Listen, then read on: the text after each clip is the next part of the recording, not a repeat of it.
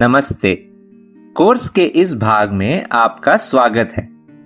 इस भाग का नाम है अपेक्षित व्यवहार में सराहना एवं स्वीकार्यता। कोर्स के पिछले भाग में हमने सीखा अपेक्षित व्यवहार तथा अपेक्षित व्यवहार लागू करने के 3 चरण। अब प्रस्तुत करते हैं कोर्स का यह भाग, अपेक्षित व्यवहार में सराहना एवं स्वीकार्यता। सराहना तकनीक का उपयोग आपकी ऑनलाइन क्लास में बहुत लाभदायक हो सकता है। इस तकनीक से कक्षा की अपेक्षाएं प्रबलित करने में बहुत सहायता मिलती है। ये न केवल प्रशंसित छात्र के लिए यादगार रहेगा, बल्कि बाकी छात्र भी सकारात्मक व्यवहार को दोहराने के लिए उत्साहित होंगे। आइए इस वीडियो द्वारा हम समझते हैं कि यह तकनीक ऑनलाइन क्लासरूम में कैसे लागू की जा सकती है।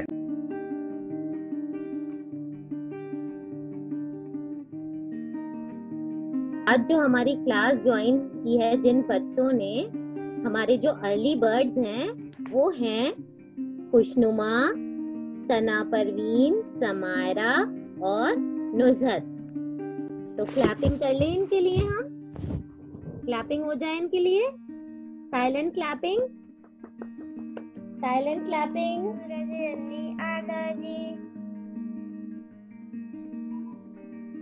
वेरी गुड समायरा, बहुत बढ़िया, वेल डन बेटा, बहुत अच्छा आपने तो किया है। इसमें जो है आपके एक्शन भी बहुत अच्छे थे, हमें साफ साफ दिख रहा था कि आप किस चीज का एक्शन कर रही हैं, कविता में कौन कौन सी चीजें हैं।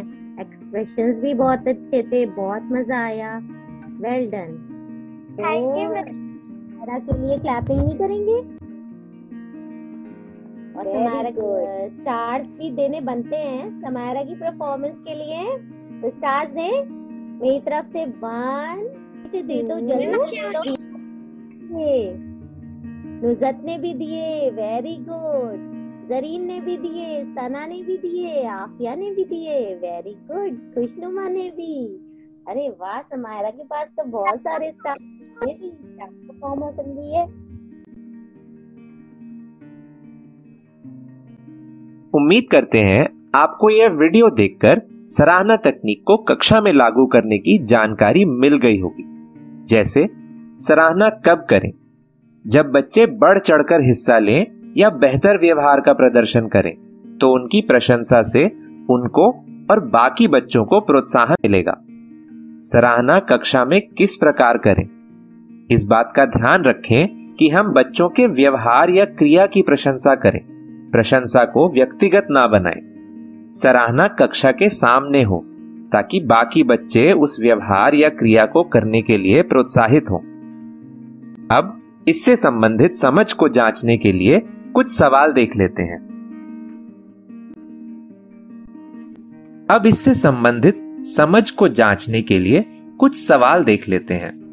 यदि कोई बच्चा कक्षा में कुछ खास करता है, जैसे आगे आकर दूसरों की सहायता करना, तो आप क्या करेंगे?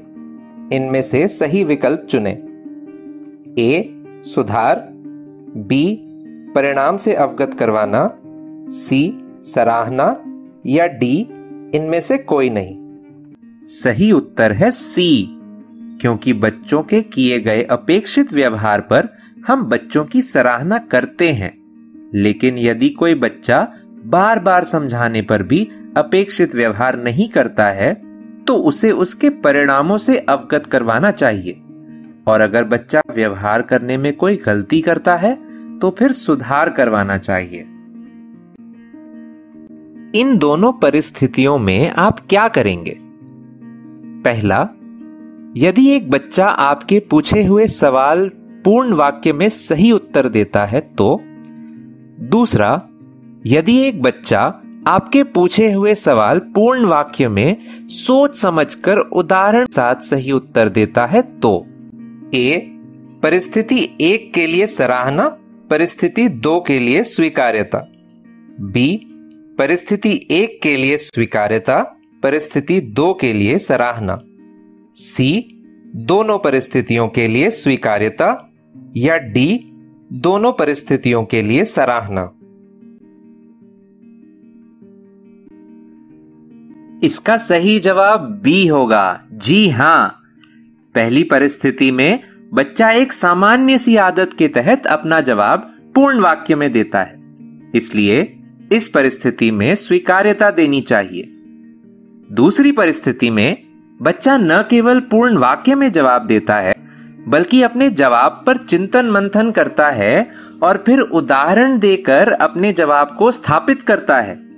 यह एक खास व्यवहार है, इसलिए इसमें बच्चे के जवाब की सराहना करनी चाहिए ताकि बाकी बच्चे भी ऐसे करने के लिए प्रोत्साहित हों।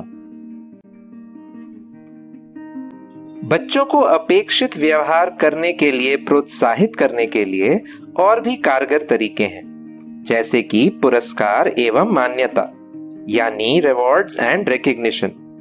तो आइए अब बात करते हैं किस प्रकार पुरस्कार एवं मान्यता देना इस तकनीक को लागू करने में सहायक है।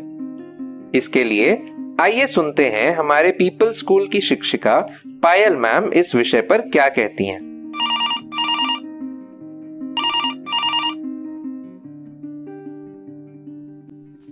हेलो पायल मैम, हम थोड़ा सा रिवॉर्ड एंड रिकग्निशन जो आप लोग ऑनलाइन क्लासेस में करते हैं उसके बारे में जानना चाह रहे थे। तो आपका जो ये रिवॉर्ड रिकग्निशन का प्रोसेस होता है अपने बच्चों के लिए, वो किन चीज़ों पर आधारित होता है? हाँ जी, so what we do is कि हम एक एक्सेल पर एक शीट बना सकते हैं अपने क्लास के बच्चों की, और उसमें डेली लगा सकते हैं कि कौन सा बच्चा क्लास में आ रहा है और होमवर्क करके भेज रहा है। और अगर बच्चा कुछ बहुत ही एक्सीलेंट बिहेवियर शो कर रहा है, so we can record that in that Excel sheet only. और उसके बाद हम बच्चों को ये डेली पॉइंट्स देते हैं, लाइक दे गेट 2 पॉइंट्स, एक अटेंडेंस का और एक होमवर्क का। और अगर किसी बच्चे ने बहुत ही अच्छा बिहेवियर शो किया है तो third there a bonus point. And then पूरे हफ्ते के हम पॉइंट्स टैली करते हैं पूरी क्लास के हर एक बच्चे के individually. And then on Saturday उनको हम रिवॉर्ड करते हैं, और रिवॉर्ड हो सकते हैं सर्टिफिकेट। हम सर्टिफिकेट देते हैं बच्चों को 100% अटेंडेंस एंड 100% होमवर्क कंप्लीशन के। देन हम पेरेंट्स को भी स्पेशली कॉल करके बताते हैं कि उनके बच्चे ने कुछ बहुत अच्छा किया है क्लास में, किसी की हेल्प की है, या पूरे हफ्ते या पूरे महीने क्लासेस अटेंड की हैं, तो उनके बेसिस पे भी हम उनको सर्टिफिकेट और पेरेंट्स को कॉल करके उनको बताते हैं उनके बच्चों का बिहेवियर। राइट। तो आप लोग किन किन तरीकों से या किस तरह से रिवॉर्ड एंड रिकग्निशन अपनी क्लासेस में करते हैं अपने बच्चों के लिए? यस, तो एवरी वीक सैटरडे को हम व्हाट्सएप पे पोस्ट करते हैं कि पूरी क्लास में से कितने बच्चों ने क्लासेस अटेंड किया है और होमवर्क कंप्लीट किया है, या कोई 1-2 बच्चे ऐसे जिन्होंने बहुत ही एक्सीलेंट कुछ आउटस्टैंडिंग किया है थ्रू आउट द वीक। तो हम वो पोस्ट करते हैं और बच्चों को एक रिवॉर्ड लिस्ट देते हैं। कुछ ऑप्शंस होते हैं जो टीचर और क्लास के बच्चे एक साथ मिलके बनाते हैं, जो बच्चे उसमें से चूज कर सकते हैं। बच्चे उस रिवॉर्ड लिस्ट में से चूज करते हैं। रिवॉर्ड लिस्ट में कुछ ऐसी चीजें होती हैं, आर्ट एंड क्राफ्ट एक्टिविटी, उनको अगर कोई स्टोरी रीड करनी है, उनको कोई वीडियो देखनी है, कोई डांस करना है, तो ऐसे रिवॉर्ड्स होते हैं। बच्चे वो रिवॉर्ड चुन सकते हैं, टीचर को बता सकते हैं, एंड देन पर्सनली उनको व्हाट्सएप पे हम वो शेयर करते हैं ताकि बाकी बच्चों को लगे और पेरेंट्स को लगे कि बच्चों को कुछ उनको प्रोत्साहित करने के लिए उनको हम कुछ दे रहे हैं। और इंडिविजुअली लेकिन हम बच्चों के साथ रिवॉर्ड शेयर करते हैं ताकि बाकी बच्चे मोटिवेट हो पाए कि हमें भी करना है और हमें भी रिवॉर्ड चाहिए। तो जब आप ये रिवॉर्ड एंड रिकग्निशन करते हैं तो क्या आपको किसी तरह का बदलाव या इम्पैक्ट नजर आया, और अगर नजर आया तो वो किस तरह का बदलाव आपको नजर आया है अपनी क्लासेस में या अपने बच्चों के साथ? हाँ जी, so yes, I would say कि स्टार्टिंग ऑफ द, जैसे अभी मैं क्लास 4 को पढ़ा रही हूँ, तो स्टार्टिंग ऑफ द ईयर अप्रैल में मेरी क्लास में मुश्किल से 50% बच्चे क्लासेस ले रहे थे और हार्डली 20% बच्चे ही होमवर्क करके भेज रहे थे। बट जब मैंने एक हफ्ता ये रिवॉर्ड सिस्टम फॉलो किया, सो आई कुड सी इन मे कि मई में बच्चों ने फिर उनकी अटेंडेंस 80 to 90% पहुंच गई, और जो 20% बच्चे होमवर्क कर रहे थे वो 60 to 70% बच्चे होमवर्क करके भेजने लग गए हैं। और साथ में जो बिहेवियर है, तो जैसे ऑनलाइन क्लासेस में बहुत प्रॉब्लम होती है, बच्चे नहीं फॉलो कर पाते हैं क्लास रूल्स, बट जब उनको दिखता है कि उनको कोई पॉइंट मिल रहा है अच्छे बिहेवियर का, so they also follow the class rules and show appropriate behaviour. Payal ma'am ने तो काफी अच्छी तरह से हमें रिवॉर्ड्स एंड रिकग्निशन के बारे में बताया। आइए आगे और विस्तार में इसके बारे में जानते हैं। अब ऑनलाइन क्लास में वास्तविक कक्षा जैसे पुरस्कार देना तो संभव नहीं है, लेकिन आइए जानते हैं कि ऑनलाइन शिक्षण के दौरान आप किस प्रकार के पुरस्कार दे सकते हैं। पहला, प्रशंसा प्रमाण पत्र यानी अप्रिसिएशन सर्टिफिकेट। दूसरा, रिवॉर्ड का बैज यानी रिवॉर्ड बैज। तीसरा, विशेष एक्टिविटीज, वीडियो स्टोरीज या डांस वीडियो। चौथा, ऑनलाइन क्लास के बाद मित्र या टीचर से बात करने का मौका। इसके अलावा कुछ और बातें हैं जिनका पुरस्कार व मान्यता देने के दौरान ध्यान रखने की जरूरत है, जैसे बच्चों को ठोस वस्तुओं का या मटीरियलिस्टिक पुरस्कार न दें। धीरे धीरे बच्चों में यह मानसिकता विकसित करें कि वह पुरस्कारों की परवाह किए बिना अपना सर्वश्रेष्ठ व्यवहार करें। अब तक हमने जाना अगर बच्चा अपेक्षित व्यवहार करे तो क्या करें। तो अब सोचिए, अगर बच्चा अपेक्षित व्यवहार नहीं करता है तो क्या करना चाहिए। इस पर अपने विचार प्रकट करें।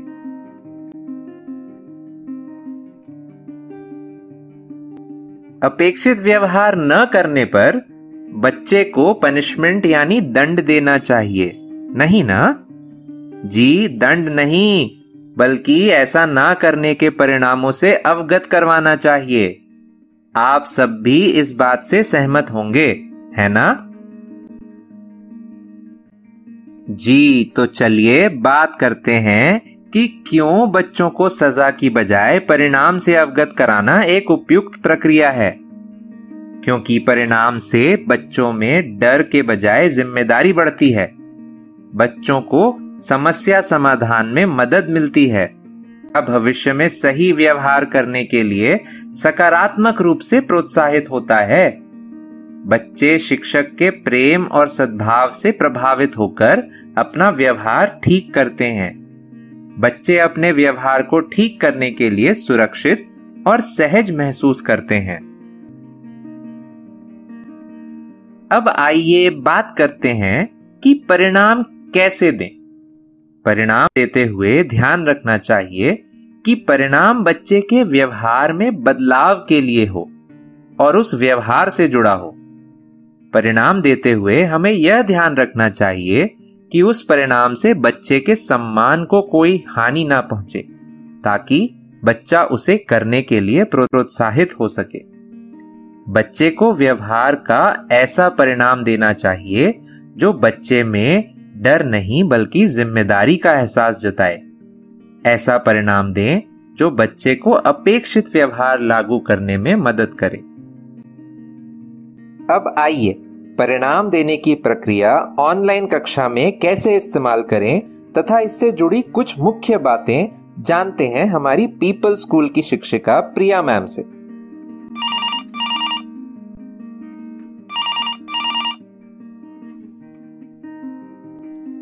गुड इवनिंग प्रिया मैम। अब मैं थोड़ा सा जानना चाह रही थी कि आप लोग ऑनलाइन क्लासेस में कॉन्सिक्वेंसेस अपने बच्चों के साथ किस तरह से जारी रखते हैं, यानी कि किस तरह से इम्प्लीमेंट करते हैं। Good evening Sumaiya. तो मैं ये मानती हूँ कि कॉन्सिक्वेंसेस बहुत ज़रूरी होते हैं क्लासरूम का स्ट्रक्चर मेंटेन करने में, और क्लासरूम के रूल्स 100% फॉलो हो, इसके लिए कॉन्सिक्वेंसेस थोड़े ज़रूरी हो जाते हैं। ऑफ कोर्स आइडियल क्लासरूम एक ऐसा होगा जहाँ पर कॉन्सिक्वेंसेस हमें ना यूज करने पड़ते हैं। ऑनलाइन क्लासेस में एक नॉर्मल क्लासेस के कंपैरिजन में कॉन्सिक्वेंसेस इम्प्लीमेंट करना थोड़ा सा मुश्किल होता है, बट ये इम्पॉसिबल नहीं है। हम बहुत सारे तरीके इन्वेंट कर सकते हैं जिससे हम बच्चों के साथ कॉन्सिक्वेंसेस फॉलो कर सकते हैं। जैसे कि एक जो मेरा पर्सनल एक्सपीरियंस इसके साथ है वो ये है कि हम बच्चों के साथ डिस्कस कर सकते हैं एक क्लास रूल कि बच्चों का जो बिहेवियर है वो 1 to 5 पे हम नापेंगे। 1 होगा सबसे अच्छा बिहेवियर, और फिर वो धीरे धीरे करते हुए 5th जो होगा वो बिहेवियर बुरा बिहेवियर में काउंट होगा। तो अगर बच्चा किसी तरीके का बैड बिहेवियर शो कर रहा है क्लासरूम के दौरान, तो हम बस उसे पर्सनली जूम पे या गूगल पर्सनली प्राइवेटली टेक्स्ट कर सकते हैं कि वो किस लेवल का बिहेवियर शो कर रहा है, ताकि बच्चे को पता चल जाए कि हाँ मैं कॉन्सिक्वेंसेस के तरफ जा रहा हूँ। बिल्कुल प्रिया मैम। तो क्या और कोई तरीके हैं, सही तरीके कॉन्सिक्वेंसेस करने के बच्चों के साथ ऑनलाइन क्लासेस में? जी हाँ जी, जब हम कॉन्सिक्वेंसेस की बात करते हैं तो हमें इस चीज का ध्यान रखना चाहिए कि बच्चा अगर कोई किसी तरीके का बैड या इनअप्रोप्रिएट बिहेवियर शो कर भी रहा है तो हमें सीधा डायरेक्ट कॉन्सिक्वेंसेस नहीं देने हैं। कॉन्सिक्वेंसेस शुरुआत में हिडन होने चाहिए, ऐसे जो बाकी बच्चों को पता ना चले। तो जो मैंने अभी मेथड बताया 1 to 5 वाला, ये भी एक हिडन मेथड है जिससे किसी बच्चे को नहीं पता चलेगा कि मैं किस बच्चे को क्या बोल रही हूँ। और दूसरा एक तरीका हो सकता है कि हम बच्चे को इनडायरेक्ट वार्निंग दे सकते हैं। जैसे कि अगर मुझे दिख रहा है कि मेरे 15 बच्चों की क्लास में एक बच्चा है जो क्लास में ठीक से ध्यान नहीं दे रहा है, इधर उधर बातें कर रहा है, तो मैं बस एक नॉर्मल वार्निंग दे सकती हूँ पूरी क्लास के लिए ही कि मैं देख रही हूँ, ज्यादातर बच्चे तो अच्छे से बैठे हुए हैं लेकिन कुछ बच्चे हैं जो इधर उधर देख रहे हैं। तो जो बच्चा होगा वो ऑटोमेटिकली अपना बिहेवियर करेक्ट कर लेगा। और उसके बाद फिर थर्ड स्टेज आता है कि जब भी बिहेवियर अभी भी करेक्ट नहीं हो रहा है तब हम थोड़ा डायरेक्ट एड्रेस कर सकते हैं बच्चे का नाम कॉल आउट करके। बट हमें इस चीज का ध्यान रखना है कि अगर हमने डायरेक्ट थर्ड हमने स्टेज अगर यूज किया है तो हम क्लास के बाद बच्चे से बात जरूर करें ताकि उसे ये लगे कि मैम ने मुझसे बात की है इस बारे में, फिर मेरा नाम लेके मुझे इंसल्ट नहीं किया है। तो प्रिया मैम, क्या आप कुछ ऐसी ध्यान रखने योग्य बातें बता सकती हैं जो कि हमें नहीं करनी चाहिए कॉन्सिक्वेंसेस के नाम पर अपने स्टूडेंट्स के साथ क्लास में? जी बिल्कुल, मेरा ये मानना है कि कॉन्सिक्वेंसेस जो होते हैं उनका जो रोल होता है वो है कि क्लासरूम का जो, जैसे मैंने शुरुआत में बताया कि एक स्ट्रक्चर जो हमने रूल्स बनाए वो मेंटेन रहे ताकि एक स्मूथ टीचिंग एक्सपीरियंस हमें मिल सके। कॉन्सिक्वेंसेस को बिल्कुल भी हमें इस तरह से यूज नहीं करना है कि हम बच्चे को नीचा दिखाना चाहते हैं या हम बच्चे को इंसल्ट करना चाहते हैं, बच्चे को इस तरह से फील ना हो। कॉन्सिक्वेंसेस का हमारा मकसद ये होना चाहिए कि बच्चा समझ पाए कि अगर उसने किसी तरह का बैड बिहेवियर शो किया है तो वो बैड एक्चुअली में क्यों है। हमारा गोल जो होना चाहिए वो यही होना चाहिए कि बच्चा उस चीज को समझ सके और वो चीज आएगी बात करने से। तो मुझे लगता है कि कॉन्सिक्वेंसेस देते समय में इस चीज का ध्यान रखना चाहिए कि वो किसी भी तरीके से बच्चे को नीचा दिखाना नहीं है, बस एक चीज है जिससे हमारी क्लास स्मूथली चले। मुझे उम्मीद है आप सबको प्रिया मैम की बातें सुनकर परिणाम व सुधार संबंधित सारी जानकारी मिल गई होगी। साथ ही यह भी समझ आया होगा कि परिणाम और सुधार का इस्तेमाल कक्षा के अंदर कैसे करना है। हमें परिणाम देते हुए हमेशा याद रखना है कि बच्चा किस तरह का व्यवहार कर रहा है, उसके पीछे के कारण क्या हैं। यदि बार बार बताने पर बच्चे को सिखाए गए व्यवहार याद नहीं रहते या समझ नहीं आते तो वहां बच्चों को व्यवहार सुधार में मदद चाहिए। लेकिन अगर बच्चा समझ आने के बाद भी जानबूझकर नियम तोड़ता है तो उसे उसके परिणाम से अवगत कराना चाहिए। उम्मीद है अब तक परिणाम और सुधार से संबंधित आप सबकी एक अच्छी समझ बन चुकी होगी। तो साथियों, ये थी परिणाम और सुधार की पूरी रणनीति। अब तक हमने सीखा अपेक्षित व्यवहार सिखाने के चरण, सराहना एवं स्वीकार्यता, अपेक्षित व्यवहार के सुधार व परिणाम। तो साथियों, कोर्स का दूसरा भाग यहीं समाप्त होता है। लेकिन अभी कोर्स पूरा नहीं हुआ है, कोर्स के भाग अभी बाकी हैं। कोर्स के अगले भाग में हम जानेंगे student teacher talk time, student talk को बढ़ाने की रणनीतियां, कोल्ड कॉलिंग, नियमित गतिविधियां तथा पोस्ट कोर्स असाइनमेंट।